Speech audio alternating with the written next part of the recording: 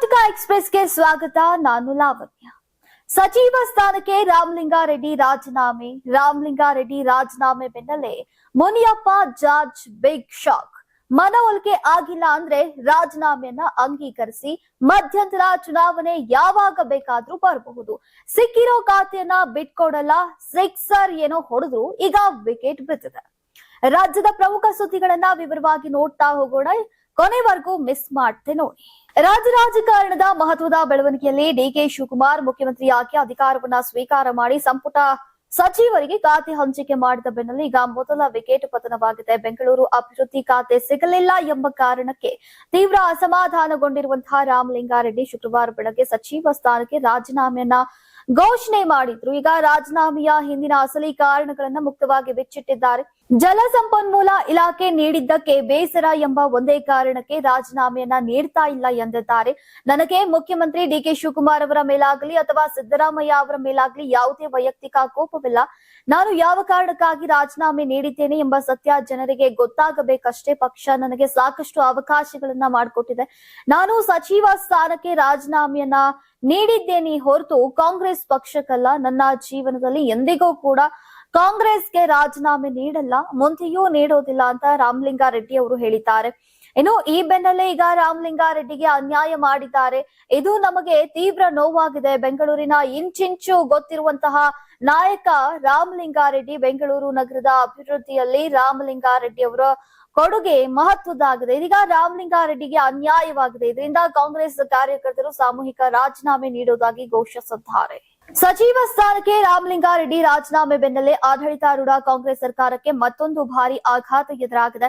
ತಮಗೆ ಹಂಚಿಕೆಯಾಗಿರುವಂತಹ ಆಹಾರ ಮತ್ತು ನಾಗರಿಕ ಸರಬರಾಜು ಇಲಾಖೆಯ ಬಗ್ಗೆ ತೀವ್ರ ಅಸಮಾಧಾನಗೊಂಡಿರುವಂತಹ ಹಿರಿಯ ನಾಯಕ ಕೆಎಚ್ ಮುನಿಯಪ್ಪ, ನಾನು ಆಹಾರ ಇಲಾಖೆ ಸಚಿವನಾಗಿ ಅಧಿಕಾರ ಸ್ವೀಕರಿಸುವುದಿಲ್ಲ, ಚಾರ್ಜ್ ತೆಗೆದುಕೊಳ್ಳಲ್ಲ ಅಂತ ಘೋಷಿಸಿದ್ದಾರೆ. ಬೆಂಗಳೂರು ಗ್ರಾಮಾಂತರ ಜಿಲ್ಲೆಯ ದೇವನಹಳ್ಳಿಯಲ್ಲಿ ಮಾತನಾಡಿದಂತಹ ಅವರು, ನಾನು ಯುಪಿಎ ಕೇಂದ್ರ ಸರ್ಕಾರದಲ್ಲೂ ಕೂಡ ಸಚಿವನಾಗಿ ಕೆಲಸ ಮಾಡಿದ ಅನುಭವ ಹೊಂದಿದ್ದೇನೆ.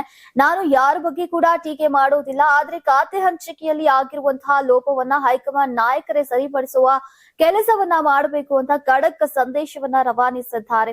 ರಾಮಲಿಂಗಾರೆಡ್ಡಿ ಬೆನ್ನಲ್ಲೇ ಈಗ ಮುನಿಯಪ್ಪ ಅವರ ಈ ಹಠಾತ್ ನಿರ್ಧಾರ ಡಿಕೆಶಿ ಸಂಪುಟವನ್ನ ತೀವ್ರ ಸಂಕಷ್ಟಕ್ಕೆ ಸಿಲುಕಿಸಿದೆ.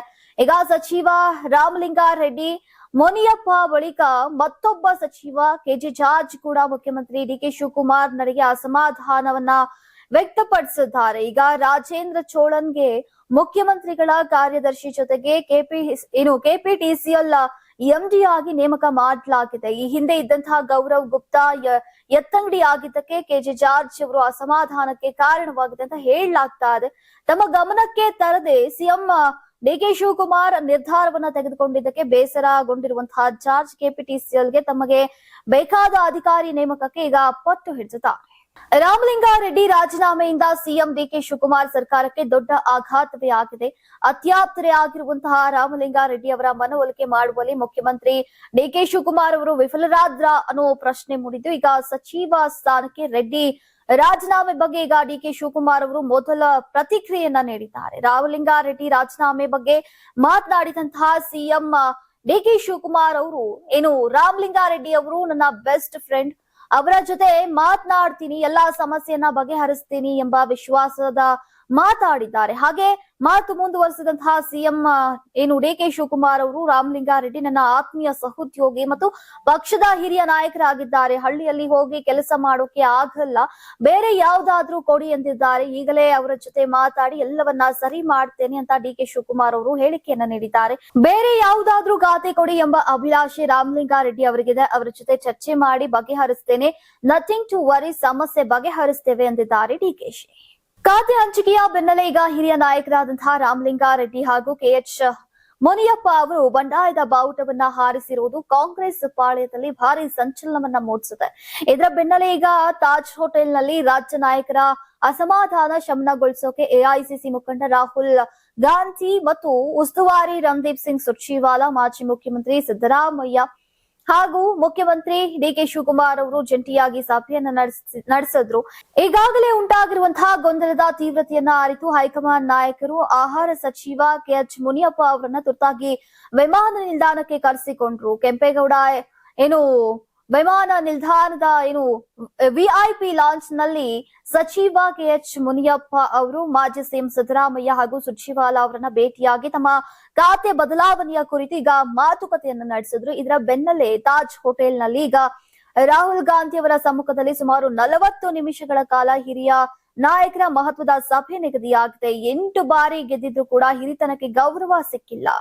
ತಮಗೆ ಕೃಷಿ ಅಥವಾ ಸಮಾಜ ಕಲ್ಯಾಣ ಇಲಾಖೆ ಬೇಕು ಅನ್ನೋ ತಮ್ಮ ಬೇಡಿಕೆಯನ್ನ ಮುನಿಯಪ್ಪ ಅವರು ವರಿಷ್ಠರ ಮುಂದೆ ಇಟ್ಟಿದ್ದಾರೆ ಅಂತ ಹೇಳಲಾಗ್ತಾ ಇದೆ. ರಾಮಲಿಂಗಾರೆಡ್ಡಿ ಅವರ ರಾಜೀನಾಮೆ ನಿರ್ಧಾರ ಹಾಗೂ ಮುನಿಯಪ್ಪ ಅವರ ಅಸಮಾಧಾನ ಎರಡನ್ನ ಒಟ್ಟಿಗೆ ಶಮನಗೊಳಿಸೋಕೆ ಈಗ ಹೈಕಮಾಂಡ್ ಸೂತ್ರವೊಂದನ್ನ ಸಿದ್ಧಪಡಿಸುತ್ತಾ ಇದ್ದು, ಈ ಹೈ ವೋಲ್ಟೇಜ್ ಸಭೆಯ ನಂತರ ರಾಜಕಾರಣದ ಮುಂದಿನ ಚಿತ್ರಣ ಸ್ಪಷ್ಟವಾಗಲಿದೆ. ಸಚಿವ ಸ್ಥಾನಕ್ಕೆ ರಾಜೀನಾಮೆ ಘೋಷಿಸಿರುವಂತಹ ಹಿರಿಯ ಕಾಂಗ್ರೆಸ್ ನಾಯಕ ರಾಮಲಿಂಗಾರೆಡ್ಡಿ ಅವರ ವಿಚಾರವಾಗಿ ಈಗ ಕಾಂಗ್ರೆಸ್ ಹೈಕಮಾಂಡ್ ಗಂಭೀರ ಚರ್ಚೆಯನ್ನ ನಡೆಸಿದಂತ ಮೂಲಗಳು ತಿಳಿಸಿವೆ. ಮೂಲಗಳ ಪ್ರಕಾರ ಕಾಂಗ್ರೆಸ್ ನಾಯಕ ರಾಹುಲ್ ಗಾಂಧಿ ಅವರು ಮುಖ್ಯಮಂತ್ರಿ ಡಿಕೆ ಶಿವಕುಮಾರ್, ಮಾಜಿ ಮುಖ್ಯಮಂತ್ರಿ ಸಿದ್ದರಾಮಯ್ಯ ಹಾಗೂ ಪಕ್ಷದ ಹಿರಿಯ ನಾಯಕರೊಂದಿಗೆ ಪ್ರತ್ಯೇಕವಾಗಿ ಮಾತುಕತೆಯನ್ನ ನಡೆಸಿದ್ರು. ಈ ವೇಳೆ ರಾಮಲಿಂಗಾರೆಡ್ಡಿ ಅವರನ್ನ ಮನವೊಲಿಸುವ ಪ್ರಯತ್ನಕ್ಕೆ ಮೊದಲ ಆದ್ಯತೆಯನ್ನ ನೀಡುವಂತೆ ಈಗ ರಾಹುಲ್ ಗಾಂಧಿ ಅವರು ಸೂಚನೆಯನ್ನ ನೀಡಿದ್ರು ಅಂತ ತಿಳಿದು ಬಂದಿದೆ. ಸಚಿವ ಸಂಪುಟ ರಚನೆ ಮತ್ತು ಖಾತೆ ಹಂಚಿಕೆಯ ಬಳಿಕ ಅಸಮಾಧಾನಗೊಂಡಿರುವಂತಹ ನಾಯಕರೊಂದಿಗೆ ಈಗ ನಿರಂತರ ಸಂಪರ್ಕದಲ್ಲಿದ್ದು ಅವರ ಅಸಮಾಧಾನ ನಿವಾರಿಸುವಂತೆ ರಾಜ್ಯ ನಾಯಕತ್ವಕ್ಕೆ ಸಂದೇಶವನ್ನ ರವಾನಿಸಲಾಗಿದೆ ಅಂತ ಹೇಳಲಾಗ್ತಾ ಇದೆ. ಆದಾಗ್ಯೂ ಕೂಡ ಎಲ್ಲಾ ಪ್ರಯತ್ನಗಳ ಬಳಿಕ ಕೂಡ ರಾಮಲಿಂಗಾರೆಡ್ಡಿ ತಮ್ಮ ನಿರ್ಧಾರದಿಂದ ಹಿಂದೆ ಸರಿದೇ ಹೋದ್ರೆ ಅವರ ರಾಜೀನಾಮೆಯನ್ನ ಅಂಗೀಕರಿಸಿ ಅಂತ ಸಿದ್ದರಾಮಯ್ಯ, ಡಿಕೆ ಶಿವಕುಮಾರ್ ಹಾಗೂ ಸುರ್ಜೇವಾಲಾ ಅವರಿಗೆ ರಾಹುಲ್ ಗಾಂಧಿ ಅವರು ಖಡಕ್ ಸ್ಪಷ್ಟ ಸೂಚನೆಯನ್ನ ಕೊಟ್ಟಿದ್ದಾರೆ. ರಾಮಲಿಂಗಾರೆಡ್ಡಿ ಅವರ ಮುಂದಿನ ನಡೆ ಹಾಗೂ ಹೈಕಮಾಂಡ್ ನ ಮನವೊಲಿಕೆಯ ಪ್ರಯತ್ನಗಳು ಯಾವ ಫಲಿತಾಂಶವನ್ನ ನೀಡಲಿದೆ ಅನ್ನೋದ್ರತ್ತ ಸದ್ಯ ರಾಜಕೀಯದ ಗಮನ ನೆಟ್ಟಿದೆ. ಸಚಿವ ಸಂಪುಟ ಪುನರ್ರಚನೆ ಬಳಿಕ ಬೆಂಗಳೂರು ಅಭಿವೃದ್ಧಿ ಖಾತೆ ಪಡೆದಿರುವಂತಹ ಸಚಿವ ಕೃಷ್ಣ ಬೈರೇಗೌಡ ಈ ಜವಾಬ್ದಾರಿ ಸುಲಭವಾಗಿಲ್ಲ ಅಂತ ಹೇಳಿದ್ದಾರೆ. ಬೆಂಗಳೂರಿನ ಜನರ ಜೀವನ ಮಟ್ಟ ಸುಧಾರಿಸುವುದೇ ನಮ್ಮ ಮೊದಲ ಗುರಿ ಅಂತ ತಿಳಿಸಿದ್ದಾರೆ. ಖಾತೆ ಹಂಚಿಕೆ ಕುರಿತು ಪ್ರತಿಕ್ರಿಯಿಸಿದಂತಹ ಅವರು ತಾವು ಕಂದಾಯ ಇಲಾಖೆಯಲ್ಲಿ ಆರಂಭಿಸಿರುವಂತಹ ಕೆಲಸಗಳನ್ನ ಪೂರ್ಣಗೊಳಿಸೋಕೆ ಅವಕಾಶವನ್ನ ನೀಡುವಂತೆ ಮನವಿ ಮಾಡಿದ್ದೆ. ಆದರೆ ಪಕ್ಷದ ನಾಯಕತ್ವ ಬೆಂಗಳೂರು ಅಭಿವೃದ್ಧಿ ಖಾತೆಯನ್ನ ನೀಡಿದೆ ಅಂತ ಹೇಳಿದ್ರು. ಈಗ ಬೆಂಗಳೂರು ಅಭಿವೃದ್ಧಿ ಇಲಾಖೆ ದೊಡ್ಡ ಸಾಲಿನ ಜವಾಬ್ದಾರಿ. ನಗರ ಹಲವು ಜಟಿಲ ಸಮಸ್ಯೆಗಳನ್ನ ಎದುರಿಸ್ತಾ ಇದೆ. ಎಲ್ಲಾ ಸಮಸ್ಯೆಗಳನ್ನ ಪರಿಹರಿಸ್ತೇವೆ ಅಂತ ಈಗಲೇ ಭರವಸೆ ನೀಡೋಕೆ ಸಾಧ್ಯವಿಲ್ಲ ಅಂತ ಸ್ಪಷ್ಟಪಡಿಸಿದ್ದಾರೆ. ಉಪಮುಖ್ಯಮಂತ್ರಿ ಆಗಿದ್ದಾಗ ಡಿಕೆ ಶಿವಕುಮಾರ್ ಅವರು ಬೆಂಗಳೂರು ಅಭಿವೃದ್ಧಿಗೆ ಹಲವು ಮಹತ್ವಾಕಾಂಕ್ಷಿ ಯೋಜನೆಗಳಿಗೆ ಅಡಿಪಾಯವನ್ನು ಹಾಕಿದ್ದಾರೆ. ಟನಲ್ ರಸ್ತೆ, ಎಲಿವೇಟೆಡ್ ಕಾರಿಡಾರ್ ಸೇರಿದಂತೆ ಹಲವು ಯೋಜನೆಗಳ ಕೆಲಸವನ್ನ ಆರಂಭಿಸಿದ್ದಾರೆ. ಕೆಲವೊಂದು ಕೆಲಸಗಳನ್ನ ಡಿಕೆ ಶಿವಕುಮಾರ್ ಅವರು ಅವರಿಂದ ಮಾತ್ರ ಮುನ್ನಡೆಸೋಕೆ ಸಾಧ್ಯವಾಗಿದೆ ಅಂತ ಕೃಷ್ಣ ಬೈರೇಗೌಡ ಅವರು ಮೆಚ್ಚುಗೆಯನ್ನ ವ್ಯಕ್ತಪಡಿಸಿದ್ರು. ರಾಜ್ಯಸಭಾ ಚುನಾವಣೆಗೆ ಕಾಂಗ್ರೆಸ್ ರಾಷ್ಟ್ರೀಯ ಅಧ್ಯಕ್ಷರಾದಂತಹ ಮಲ್ಲಿಕಾರ್ಜುನ್ ಖರ್ಗೆ ಅವರು ಇಂದು ಅಧಿಕೃತವಾಗಿ ತಮ್ಮ ನಾಮಪತ್ರವನ್ನ ಸಲ್ಲಿಸಿದ್ದಾರೆ. ವಿಧಾನಸೌಧದಲ್ಲಿರುವಂತಹ ಚುನಾವಣಾ ಅಧಿಕಾರಿಯ ಕಚೇರಿಗೆ ತೆರಳಿದಂತಹ ಅವರು ಮುಂಬರುವಂತಹ ರಾಜ್ಯಸಭಾ ಚುನಾವಣೆಯ ಅಭ್ಯರ್ಥಿಯಾಗಿ ತಮ್ಮ ನಾಮಪತ್ರ ದಾಖಲೆಗಳನ್ನ ಹಸ್ತಾಂತರಿಸಿದ್ರು. ಮಲ್ಲಿಕಾರ್ಜುನ್ ಖರ್ಗೆ ಅವರು ನಾಮಪತ್ರ ಸಲ್ಲಿಸುವ ವೇಳೆ ಲೋಕಸಭೆಯ ವಿಪಕ್ಷ ನಾಯಕ ರಾಹುಲ್ ಗಾಂಧಿ, ಮುಖ್ಯಮಂತ್ರಿ ಡಿಕೆ ಶಿವಕುಮಾರ್, ಮಾಜಿ ಸಿಎಂ ಸಿದ್ದರಾಮಯ್ಯ, ಕೆಪಿಸಿಸಿ ಅಧ್ಯಕ್ಷ ಬಿಕೆ ಹರಿಪ್ರಸಾದ್ ಅವರು ಉಪಸ್ಥಿತರಿದ್ದರು. ನಾಮಪತ್ರ ಸಲ್ಲಿಕೆಯ ಬಳಿಕ ಮಾತನಾಡಿದಂತಹ ಮಲ್ಲಿಕಾರ್ಜುನ್ ಖರ್ಗೆ, ನಾನು ಇಂದು ನಾಮಪತ್ರ ಸಲ್ಲಿಕೆಯನ್ನ ಮಾಡಿದ್ದೇನೆ. ನಮ್ಮ ಶಾಸಕರು, ನಮ್ಮ ನಾಯಕರು ನನ್ನನ್ನು ಆಯ್ಕೆ ಮಾಡಿದ್ದಾರೆ. ಜೂನ್ 18 ಚುನಾವಣೆಯಲ್ಲಿ ಎಲ್ಲರೂ ಕೂಡ ಒಗ್ಗಟ್ಟಾಗಿ ಕಾಂಗ್ರೆಸ್ ಅಭ್ಯರ್ಥಿಗಳನ್ನ ಗೆಲ್ಲಿಸುತ್ತಾರೆ. ನಿಮ್ಮೆಲ್ಲರ ಬೆಂಬಲ ಬೇಕು ಅಂತ ತಿಳಿಸಿದ್ರು. ಈ ವೇಳೆ ಮಾಧ್ಯಮಗಳು ರಾಮಲಿಂಗಾರೆಡ್ಡಿ ರಾಜೀನಾಮೆ ಬಗ್ಗೆ ಕೇಳಿದ ಪ್ರಶ್ನೆಗಳಿಗೆ ಯಾವುದೇ ಉತ್ತರ ನೀಡದೆ ತೆರಳಿದ್ದಾರೆ.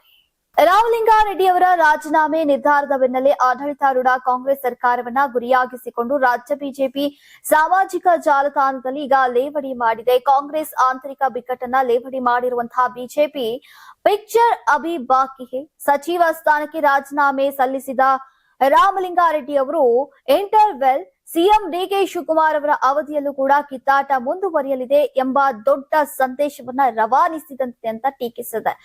ರಾಜ್ಯ ಸರ್ಕಾರದ ಆಡಳಿತ ವೈಖರಿಯನ್ನ ಪ್ರಶ್ನಿಸಿರುವಂತಹ ಬಿಜೆಪಿ ಸರ್ಕಾರ ಆರಂಭದಲ್ಲಿ ಆಂತರಿಕ ಕಚ್ಚಾಟಗಳಲ್ಲೇ ಮುಳುಗುವಂತಹ ಮುನ್ಸೂಚನೆ ಈಗಲೇ ಸಿಕ್ಕಿರುವಾಗ ಇನ್ನು ರಾಜ್ಯದ ಹಳಿ ತಪ್ಪಿರುವಂತಹ ಆಡಳಿತ ಸರಿದಾರಿಗೆ ಹೋಗಬಹುದು ಅನ್ನೋದು ಈ ನಾಡಿನ ಜನ ನಿರೀಕ್ಷಿಸೋಕೆ ಸಾಧ್ಯವೇ ಅಂತ ಆಕ್ರೋಶವನ್ನು ಹೊರಹಾಕಿದೆ. ಇನ್ನು ಈ ಪೆಟ್ಟು ಯಾರ ಒಳ ಏಟು ಅಂತ ತಿಳಿದುಕೊಳ್ಳೋದ್ರಲ್ಲೇ ಬಂಡೆ ಜಲ್ಲಿ ಪುಡಿಯಾಗುವಂತಹ ಎಲ್ಲಾ ಮುನ್ಸೂಚನೆ ಸಿಕ್ಕಂತಿದೆ ಅಂತ ಮಾರ್ಮಿಕವಾಗಿ ಪೋಸ್ಟ್ ಅನ್ನ ಮಾಡಿದೆ. ಡಿ.ಕೆ. ಶಿವಕುಮಾರ್ ಸರ್ಕಾರದ ಪತನದ ಬಗ್ಗೆ ಬಿಜೆಪಿ ರಾಜ್ಯಾಧ್ಯಕ್ಷ ಬಿ.ವೈ. ವಿಜೇಂದ್ರ ಅವರು ಭವಿಷ್ಯವನ್ನ ನುಡಿದಿದ್ದಾರೆ.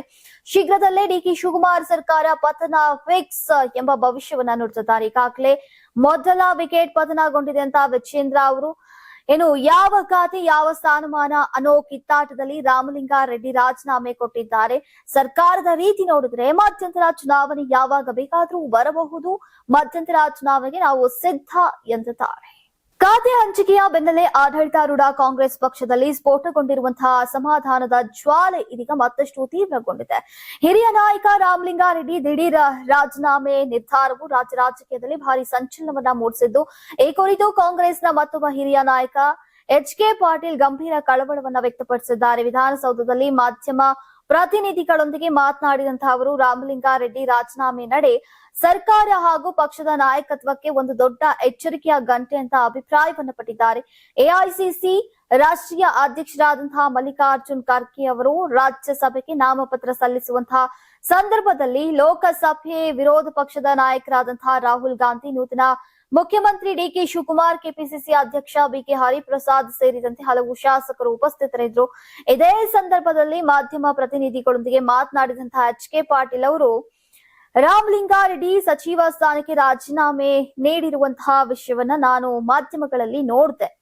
ತಕ್ಷಣವೇ ನನ್ನ ಆಪ್ತ ಸ್ನೇಹಿತರಾದಂತಹ ಅವರಿಗೆ ಫೋನ್ ಮಾಡಿ ಮಾತನಾಡಿದ್ದೇನೆ. ಅವರು ತಮ್ಮ ಆಂತರಿಕ ಅಭಿಪ್ರಾಯ ಹಾಗೂ ಬೇಸರವನ್ನ ನನ್ನ ಬಳಿ ಹಂಚಿಕೊಂಡಿದ್ದಾರೆ. ಅವರು ತಮ್ಮ ನಿರ್ಧಾರವನ್ನ ಮತ್ತೊಮ್ಮೆ ಪರಿಶೀಲಿಸಬೇಕು ಅಂತ ನಾನು ವಿನಂತಿಸ್ತಾ ಇದ್ದೇನೆ ಅಂತ ಹೇಳಿದ್ದಾರೆ. ಮುಖ್ಯಮಂತ್ರಿ ಡಿ.ಕೆ. ಶಿವಕುಮಾರ್ ನೇತೃತ್ವದ ಸರ್ಕಾರ ರಚನೆಯಾದ ಆರಂಭದಲ್ಲೇ ಬಿಗ್ ಶಾಕ್ ಎದುರಾಗಿದೆ. ತಾವು ಬಯಸಿದಂತಹ ಖಾತೆ ಸಿಗದಿದ್ದಕ್ಕೆ ಬೇಸರಗೊಂಡು ಆಪ್ತರ ಮನವೊಲಿಕೆ ನಡುವೆ ಕೂಡ ಸಚಿವ ರಾಮಲಿಂಗಾರೆಡ್ಡಿ ತಮ್ಮ ಸ್ಥಾನಕ್ಕೆ ರಾಜೀನಾಮೆಯನ್ನ ನೀಡಿದ್ದಾರೆ. ಈ ಘಟನೆಗೆ ಸಂಬಂಧಪಟ್ಟಂತೆ ಚಿಕ್ಕಮಗಳೂರಿನಲ್ಲೂ ಕೂಡ ಸಿ.ಟಿ. ರವಿ ಅವರು ಮಾಧ್ಯಮಗಳಿಗೆ ಪ್ರತಿಕ್ರಿಯಿಸಿದ್ರು. ಡಿಕೆ ಸರ್ಕಾರದ ಮೊದಲ ವಿಕೆಟ್ ಪತನವಾಗಿದೆ. ಸಂಪುಟ ದರ್ಜೆಯ ಸಚಿವ ಹಿರಿಯ ಕಾಂಗ್ರೆಸ್ಸಿಗ ರಾಮಲಿಂಗಾರೆಡ್ಡಿ ಅವರು ರಾಜೀನಾಮೆಯನ್ನ ನೀಡಿದ್ದಾರೆ. ಮೊದಲ ಸಂಪುಟ ಸಭೆಯಲ್ಲೇ ಸಿಕ್ಸರ್ ಹೊಡೆದಂತಹ ಡಿ.ಕೆ. ಶಿವಕುಮಾರ್ ಅಂತ ಬಿಂಬಿಸಿದ್ರು. ಸಿಕ್ಸರ್ ಹೊಡೆದ್ರು, ಆದ್ರೆ ಈಗ ವಿಕೆಟ್ ಬಿದ್ದಿದೆ. ಇದರ ಅರ್ಥ ಕಾಂಗ್ರೆಸ್ ಪಕ್ಷ ಆಂತರಿಕವಾಗಿ ಎಲ್ಲವೂ ಸರಿ ಇಲ್ಲ ಅನ್ನೋದನ್ನ ಸೂಚಿಸುತ್ತದೆ. ಈಗ ರಾಜೀನಾಮೆ ಕೇವಲ ಊಹಾಪೋಹ, ನಮ್ಮಲ್ಲಿ ಯಾವುದೇ ಗೊಂದಲಗಳಿಲ್ಲ ಅಂತ ಹೇಳಿದವರು ಈಗ ಏನ್ ಹೇಳ್ತಾರೆ ಅಂತ ಪ್ರಶ್ನಿಸುತ್ತಾರೆ. ಹೊಸ ಸರ್ಕಾರ ರಚನೆಯಾಗಿ ಎರಡೇ ದಿನದಲ್ಲಿ ಹಿರಿಯ ಸಚಿವರೊಬ್ಬರು ರಾಜೀನಾಮೆಯನ್ನ ಕೊಟ್ಟಿದ್ದಾರೆ. ಇದು ಭವಿಷ್ಯ ಆಡಳಿತ ಹೇಗಿರಬಹುದು ಅನ್ನೋದನ್ನ ಸೂಚಿಸುತ್ತೆ. ಡಿ.ಕೆ. ಶಿವಕುಮಾರ್ ನೇತೃತ್ವದ ಹೊಸ ಸರ್ಕಾರ ಆರಂಭದಲ್ಲಿ ಇಂತಹ ಬೆಳವಣಿಗೆಗಳು ನಡೀತಾ ಇವೆ. ಇದನ್ನ ಸಂಭಾಳಿಸಿಕೊಂಡು ಭ್ರಷ್ಟಾಚಾರ ಮುಕ್ತವಾಗಿ ಉತ್ತಮ ಆಡಳಿತ ಕೊಡೋಕೆ ಡಿ.ಕೆ. ಶಿವಕುಮಾರ್ ಅವರಿಗೆ ಸಾಧ್ಯವಾ ಅಂತ ಪ್ರಶ್ನಿಸುತ್ತಾರೆ.